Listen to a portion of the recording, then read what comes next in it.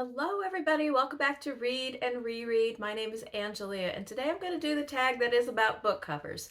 I don't know the official name of this tag or who originated it, but it is, if it's old, it's making the rounds again and I thought it would be fun to do. So I am going to do this tag that's all about my opinion about various aspects of book covers. We're going to judge the book by its covers, their covers.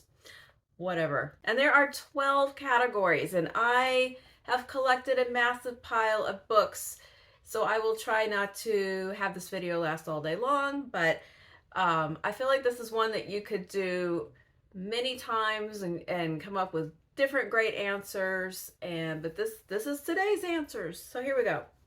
All right, the first one is best colors. Now this was a funny one because really my favorite colors are green and bright pink, and I like black and silver as far as, whatever, neutrals. But the ones I grabbed when I thought of, oh, colors, and the books that I thought of are not those colors at all. Here's what I came up with. So I think I use this one a lot for different things. Okay.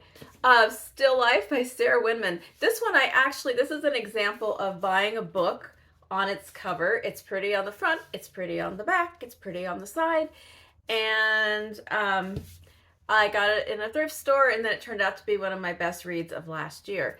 So, and this is mostly blues and oranges. We've got the fruit and the bird, the controversial bird that some people really don't like in this story.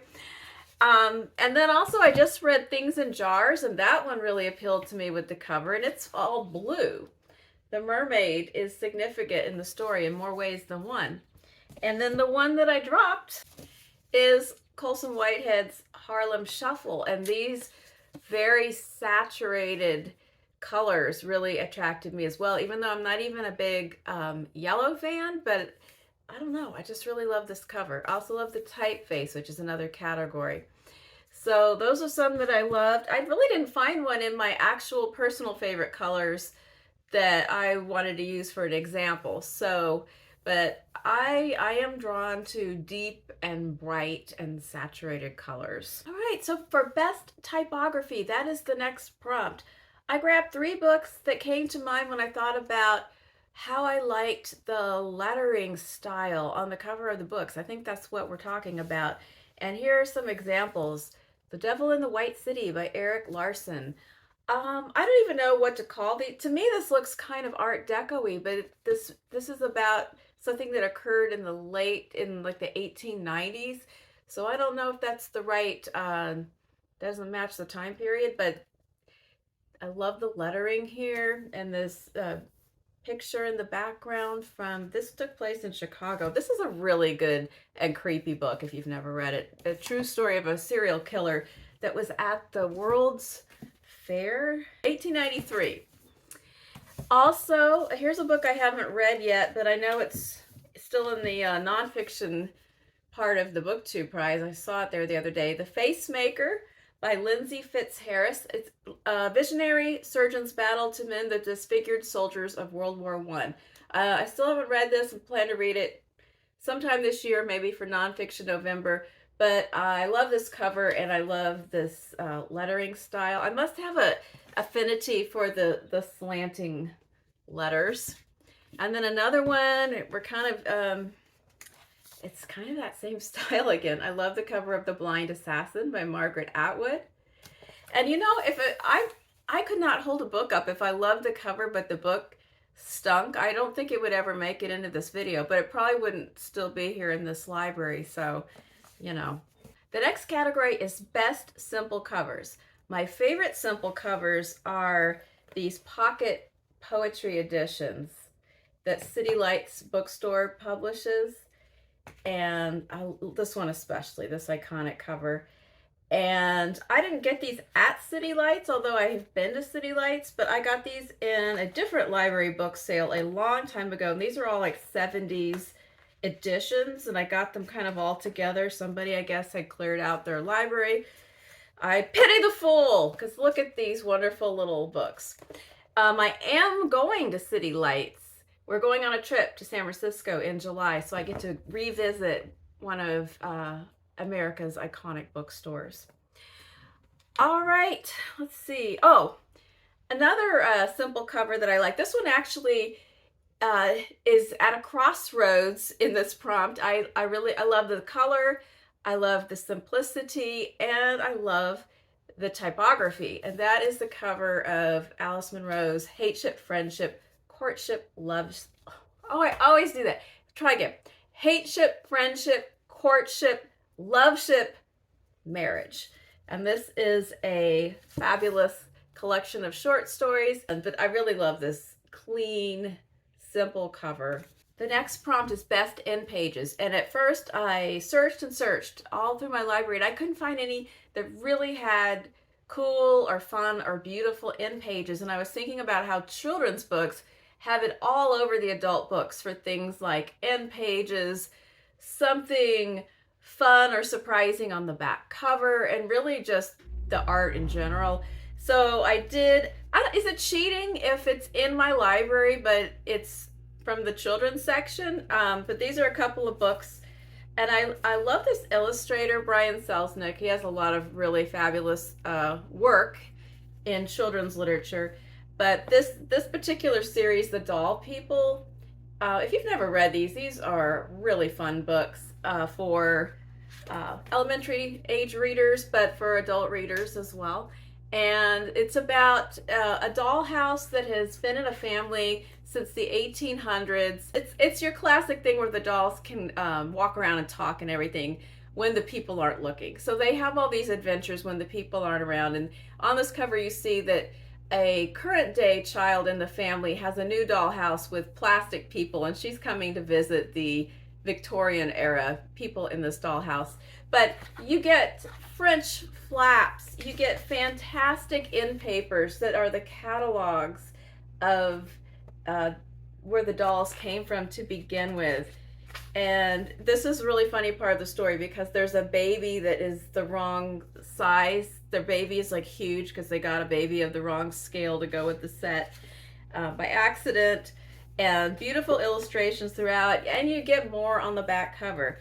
The sequel has my favorite of the covers, The Meanest Doll in the World, where the two main characters go to school. They hitch a ride in a backpack so they can go see what school is like, but when they come home they accidentally get in the wrong backpack and they go home to the home of the meanest doll in the world, and chaos ensues.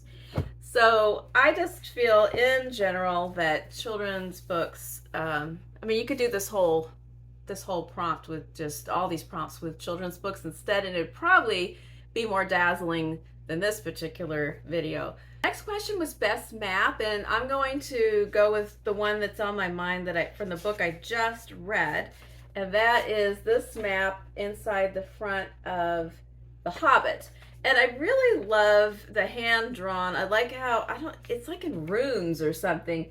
And I like the hand that's pointing, and just this word, the desolation of smog. I know there's also maps in the Lord of the Rings trilogy that show, I think, a bigger portrait of Middle Earth. Next one is best naked hardcover. And for this one, I went looking in our art books, and I had a couple of candidates running, and then I remembered this one, and then Stephen and I were looking at this. But this is a book from one of the shows of Ron Mueck, who is a sculptor, and you might think you're looking at a photograph of a woman or a painting of a woman, but this is a sculpture, folks. And if you have never seen this artist's work in person, I'm going to try to find some pictures that give it justice. Here's an example. Let's see. Hold on. I'm trying to find something. Sometimes they're in huge scale, oversized, and sometimes they are small. But the detail is incredible. To be able to see them in a show and walk around and look at them closely is a real experience. Some of these might get YouTube censored because they're nudes. So I don't know how YouTube feels with that. But, oh, this is an amazing one. Anyway, I love this cover. I love this artist, and his work is just astonishing if you ever get a chance to see it. The next one is best book cover, and that is a hard one because there's a lot of beautiful book covers, but it's very enmeshed with what my favorite books are as well. So some covers that might be really beautiful, but maybe I feel a step removed because it wasn't my favorite book. An example of that, this is one of my all-time favorite book covers, but it's not, I liked this book, but it's not my favorite book by this author. And that is Rules of Civility by Amor Towles. And I love this picture. I just thought of another book where I love the photo on the cover, but I love this picture. And but actually, Lincoln Highway is my favorite book by this author. But as I just said, I love this picture. Another one. This one, I probably wouldn't have any particular feeling about this cover if this wasn't my favorite novel, but it is, and so just the nostalgia of this imagery, it just, I don't know, it has an effect on me when I see it, and it makes me want to read the book again. I really love this cover, The Dutch House by Anne Patchett. Not everybody loved this book, but I did, and Stephen did, so we bought a hardback of it, even though we had both already read the library book. And then it's funny, my daughter went to a closing sale. Half Price Books closed a location, and she went and bought a whole bunch of books. She bought a couple of books that she kind of knew we had or had read, so she thought they would be good, but she didn't know much about them. But she really bought them because she thought the covers were beautiful, and that included The Dutch House, and she also bought Life After Life, which also has a very, just, I like, this actually is one of my favorite covers as well. It's, I don't know, it's simple, but it's lustrous, and I really love it.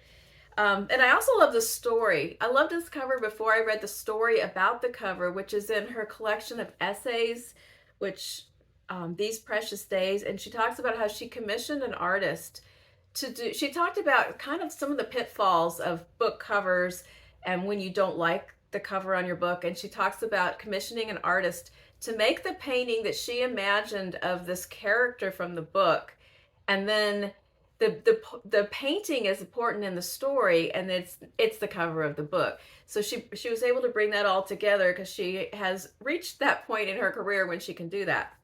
I feel like I talked about this before in a previous video. Another of my all-time favorite covers is Charlotte's Web by E.B. White, and the illustration by Garth Williams. And I really love Garth Williams, and a lot of my childhood favorite books I are heavily influenced by the fact that they were illustrated by Garth Williams. It's part of the experience of loving the book. So I love the cover, and I love all the interior illustrations as well of this book. And it's still one of my books that's on periodic reread, even though it's a children's book. Oops, I covered up the cheat sheet. Hold on. The next one is Best Chapter Headers. And again, you know, the thing you read most recently jumps out at you. And I really loved how all of the chapter headers in Mr. Flood's Last Resort by Jess Kidd, which also is blessed with a cool cover. There's just a little drawing on each chapter that has some kind of significance. So there's a rosary. This one has a little pipe. And they're just very simple little drawings that end up having a meaning in the chapter. Number 9 is Best Spine. I have several books that are in the Penguin Clothbound Classics. And when these first started coming out, people were very excited about them, but some people have fallen out with them due to quality issues. I guess there's been cases of the color print rubbing off and other quality problems, but I haven't had any problems with mine. And some of them I think this is really my favorite one is Frankenstein with the hearts on it, and the design continues onto the spine. And a runner-up is this collection, Love and Friendship and Other Youthful Writings by Jane Austen, and the shoes. I love that as well. Best drawings, I'm kind of like goose eggs on that as far as adult books. The best drawings are in art books where the drawings are by an artist, and a lot of children's books, and that's a different video. But so I'm passing on that. I just realized that I messed up. There was one that said best back cover, but I thought it said best book cover, so I already did the best covers, except I left one out. One of my other favorite covers is The City of Gold and Lead by John Christopher, with this super funky 60s science fiction cover on it. And I'm pretty sure it was 1967. Absolutely fantastic. And it's completely relevant to the story as well. Super weird trilogy. But so I was supposed to do best back cover, and that kind of tied in with what I was talking about with the children's books, how they do the pictures that wrap around and they have something great on the back cover, or something funny or a little extra something.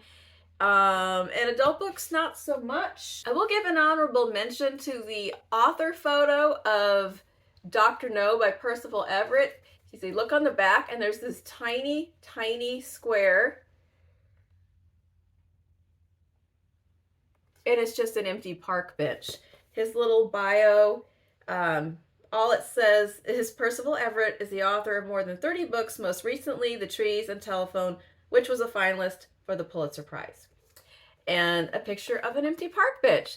So, you know, Percival Everett, he's a sly one, but I just love that, like, there's like a teeny tiny joke on the back of that book. Number 12 is the worst covers. And I know I've shown this before, so somewhere in my history, there was a tag that had a couple of book cover questions, because I know I remember showing one or two of these in some other context. But the book in my library with the worst cover is this one, Streetcar Named Desire, with photos from a production from maybe the 70s? No, 1984. Not even a photo from the most famous film rendition of this, just some 80s TV movie version with Treat Williams and Anne Margaret. Didn't see it. I think I remember talking about this before and something interesting coming up in the comments, and now I'd have to go back and look. But this is just bad, and it's a yellowy paperback. But this is my only copy of this play. I have a couple other books that are also pretty old that have several of his plays, and a couple of anthologies that have one or two plays. But this is the only place where I have a copy of A Streetcar Named Desire, and I just haven't ever gotten around to upgrading that. So there it is, still reproaching me with its ugliness. But that is my least favorite cover that I own. There's a few runners up. I think we'll just stop there. So there you have it. A little wander through some of my favorite and least favorite covers. And I do think it would be fun to rewind and do this again using only children's books, or even only picture books, because it would get a lot more beautiful if we did that. But this is what I'm doing today. Let me know what you think about these books, these covers, or other favorites that you have. If you like this one and you have never tried it, feel free to tag yourself and give it a whirl. Otherwise, have a great day, and I will talk to you on Friday for Friday Reads. Thanks. Bye-bye.